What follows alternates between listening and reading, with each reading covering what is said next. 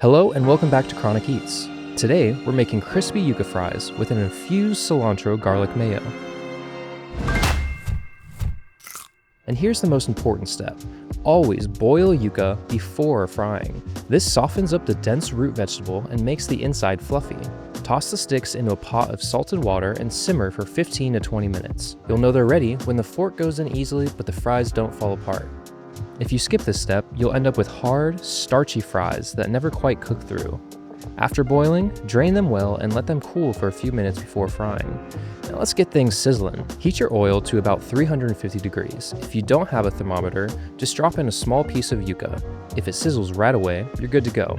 Fry in small batches for about 3 to 5 minutes until the outside turns golden brown. Try not to overcrowd the pan, or the fries will steam instead of crisp. If you're a fan of salty fries, make sure you salt them as soon as they come out so it sticks. While those rest, let's create our infused dipping sauce. In a bowl, add mayo, minced garlic, fresh cilantro, and a squeeze of lime juice. Mix until smooth and creamy. For the infusion, drizzle in 1 to 2 teaspoons of infused olive oil. Start small. You can always add more if you want a stronger dose. Stir it until it's fully blended. And I'm in a good mood, so I'm going to give you another tip. Taste as you go. Want more garlic punch? Add an extra clove. Need more brightness? Another squeeze of lime. The sauce is super forgiving and easy to tweak to your taste. Until next time.